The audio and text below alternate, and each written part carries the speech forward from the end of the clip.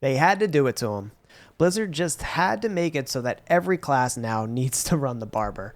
I'm going to show you a tier 100 Nightmare Dungeon now with the Barber running no imbuements, running basically just the Barber and, you know, a number of aspects and everything to accompany it, but the majority of this entire build just comes from the Barber.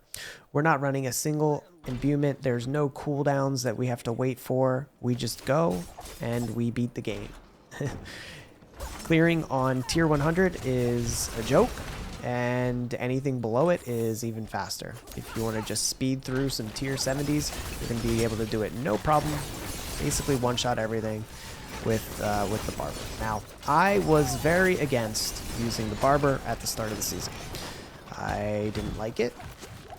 I thought it ruined what it meant to be a rogue. The epitome of the rogue to me was all of your CC effects and constantly replenishing all of your energy, and the Barber really ruined rogue for me early on. It took all of, you know, a few minutes playing with it to realize that this was bad. Everyone was forcing it, and I really was trying to encourage everyone not to use it on the rogue, and I have to eat my words for that now, because with the new patch, I promised that I would test it again because they claim to have fixed all the issues with it, and they have. I mean, not only did they fix the poison issues, so poison works now fully with Barber, they fixed the party issues, they fixed all of the proc issues with Barber, and it just feels really great, and the power is unmatched. I mean, not even Shadow Imbuement matches the AoE damage that you get from the Barber. So you don't even have to run Shadow Imbuement anymore. You don't have to run a single imbuement to get the kind of AoE damage. You can run all utility skills thanks to that. So this build is just gonna zoom because we have dash, we have shadow step, we have stun grenade or smoke grenade to make sure we're safe. There's nothing that can stop us. I mean, it is just an unstoppable force. You couldn't get this power before with triple imbuements. I mean maybe if you had all three of your imbuements up at the same time, you'd match the Barber. But since 1.1.1, I have to eat my words, and I have to recommend it, because look at this. I mean, it's just incredible.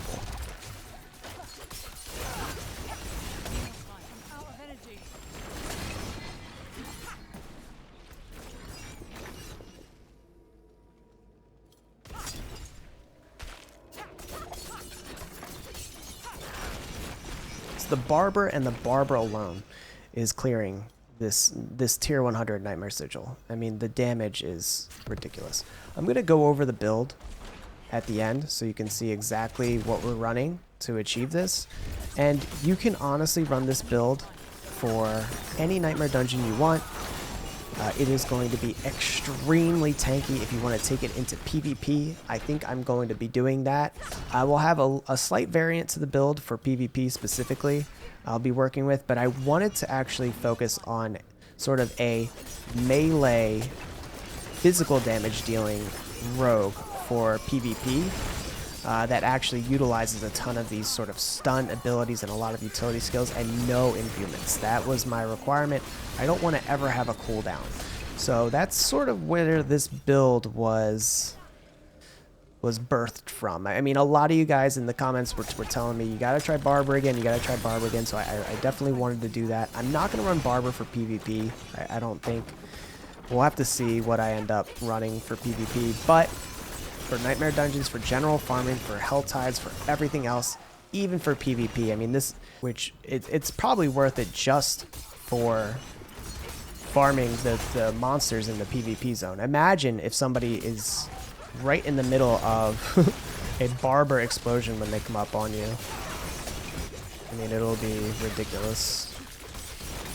Now, being able to just use the Barber gives us access to so many utility skills that keeps us incredibly safe and secure throughout the entire run. I mean, other than on-death explosions, you really don't have anything to worry about. I mean that's pretty much Diablo 4 in a nutshell. Except the monsters are really no risk to you while you're alive, but while they're alive. But once they die, you just want to watch out. I'm going to go over the build right after the boss here. You'll notice the single target is a little bit slower than the poison build, but even with that said, it is still quite significant. And really not that much of a trade-off in my opinion. The stagger, it staggers really quick and it does really good damage, and that was the boss just like that of a tier 100 dungeon. Let's go over the build. I don't even have 2 of my glyphs maxed yet, so Devious is one that I added to get a lot of survivability. I'll show you what I'm doing with that on the Paragon board, but let's just go over the build. I'm going to move my camera over for a second and show you the gear. All right, we've got Frostbitten on the helm. Now, this is applied to chilled enemies, so you'll notice we have Penitent Greaves on, so we're applying chill. When chilled enemies are hit with grenade skills, you have a chance to freeze them instantly, and you get, and the chance is double your crit chance, so we stack crit chance on the build. And you deal 24% increased critical strike damage, up to 25%. Now on this, we're just stacking survivability, so armor, cooldown, life. We could have gotten, another better stat here, maybe basic attack, but this was just the first helm that we had. I wanted to try the build, and this is where we're at with it. So the grenade skills that we're using to proc this are our ring. We're using the cluster malignant heart, which is using stun grenades. And we also have our chest piece, quickening fog. At the end of our dash, we drop smoke grenades. So this is actually really nice, and it reduces the cooldown on our dash. So this is how we're just able to zoom through the maps so quickly. And then it is synergizing with our Frostbitten with more grenades. And then we also have our own smoke grenade, which we get to use on our skill because we're running no imbuements. So these are all contributing to the Frostbitten, which is just freezing everything. So much utility, keeps everything frozen and you safe. In that vein, Shared Misery again. You saw this, the same gloves from our poison build. Shared Misery is just spreading that CC everywhere. We've got Might aspect also on our previous build. The Penitent Greaves, great boots to have. Accelerating on our crossbow. We haven't changed this. This is the same crossbow I use across all my different classes. Maybe a re-rolling that close damage to crit damage would be a little bit better here, but otherwise, great two-hander. I moved Disobedience to the Amulet. So we were talking about this before.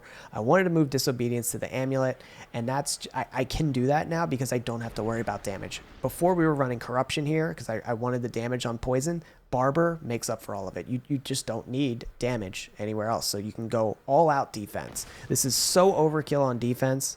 I think we're at around 1200 armor as is. It could go even higher. I mean, you'll see our Paragon board. We could get more armor if we wanted, but it's really not necessary. Everything just dies.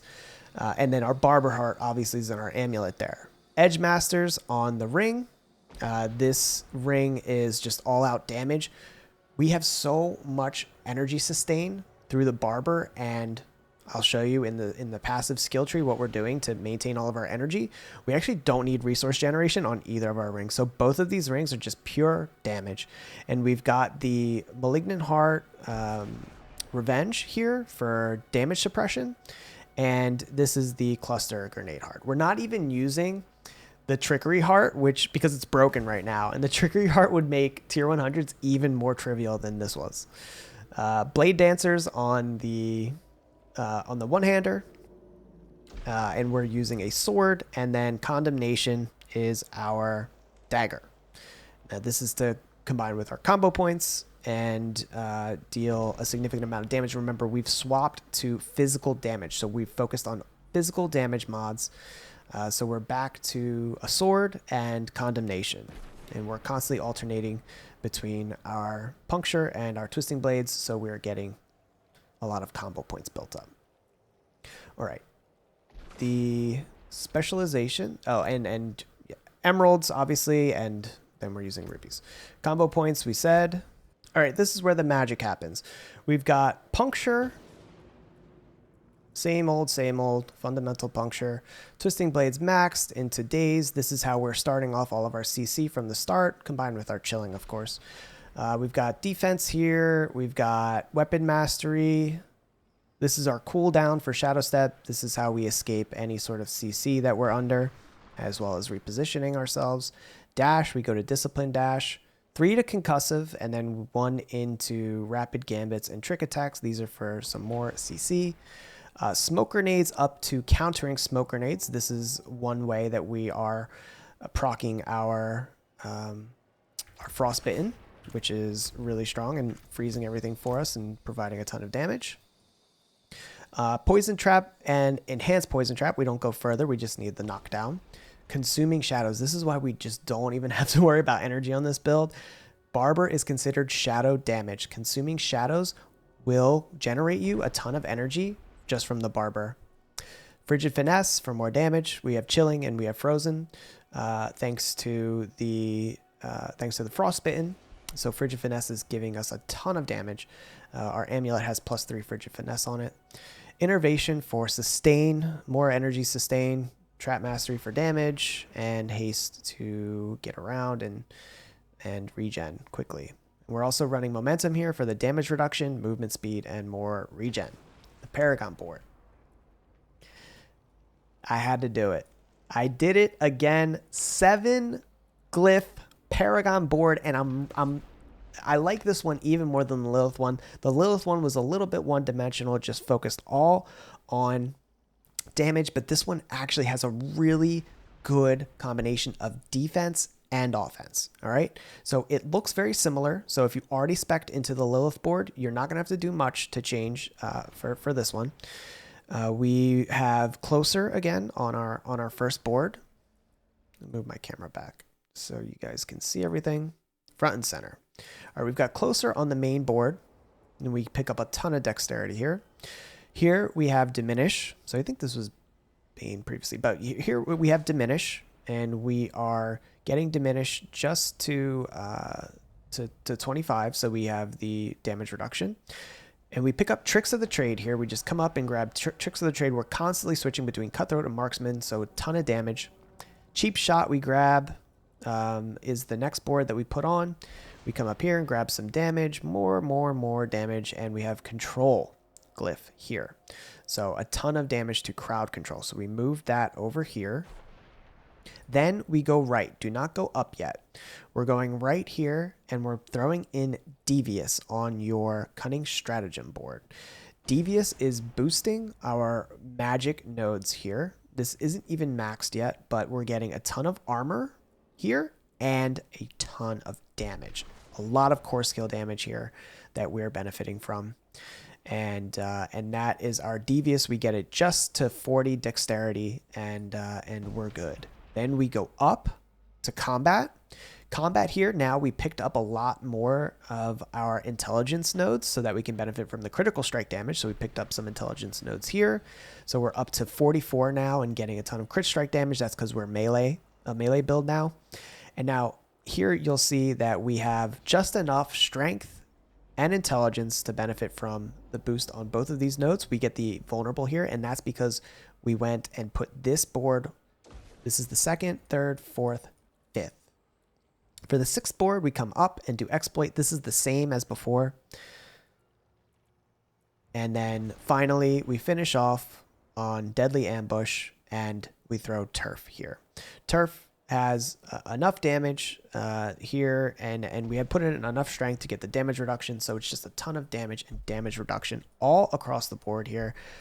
Really happy with this Paragon board, and this is your all-around, straight up, you can do it with anything build Paragon board. At this point, the Lilith damage is so much, you could just swap out your Devious and your Diminish for Tracker and Bane, and you're good. You don't have to do anything else to this board. If you want to go and do Uber Lilith, you can do it just fine like that. Also PvP, I'm gonna go into it a little bit more in another video probably, but PvP, all we're gonna do is change up our skills essentially. This is mostly all the gear that we want to use for PvP. So really happy with where this is coming. I was focused on PvP a little bit when I was making this build, and it turned out it just absolutely shredded tier 100 dungeons. So I hope you like it. Everyone's using Barber now. Figured why not try it out ourselves, and here the proof is in the pudding. Can't deny it. Barber's the best. I'll admit it.